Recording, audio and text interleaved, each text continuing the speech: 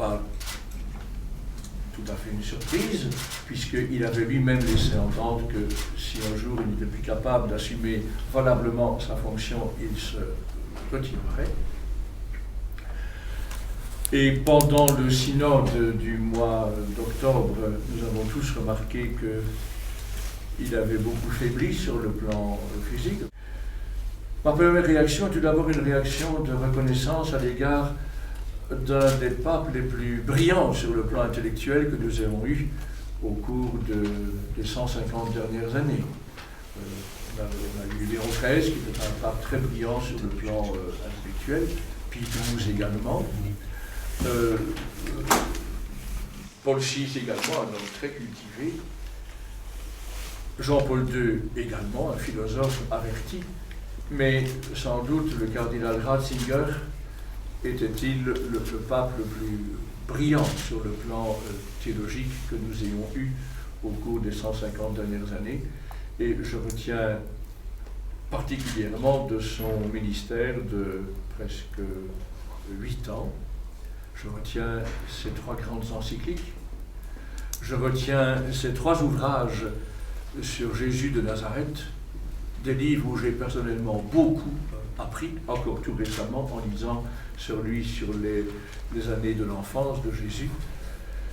C'est un homme auprès duquel, d'ailleurs, avant même qu'il soit pape, j'ai beaucoup appris quand j'étais membre de la Commission théologique internationale, un esprit brillant, mais joint aussi à un cœur très humble, très doux, très, très modeste. Je rends grâce à Dieu que nous ayons eu pendant presque 8 ans un pape avec de si haute, si grande qualité de cœur, une profonde humilité et également une grande compétence sur le plan intellectuel. J'ai vécu 73 ans sans jamais participer à un conclave, mais je m'en porte pas si mal. Déçu ou pas?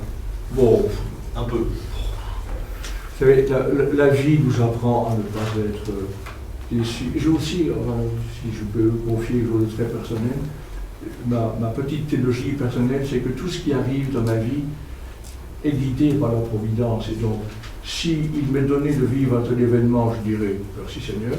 Si ça ne m'est pas donné, je dis merci Seigneur.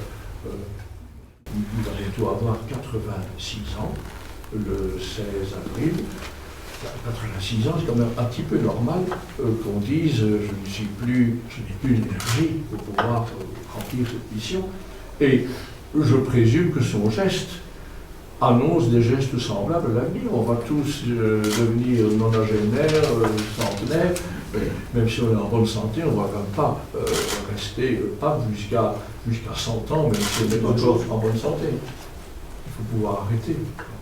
Voilà, maintenant nous allons entrer dans une période un peu de méditation, de recueillement.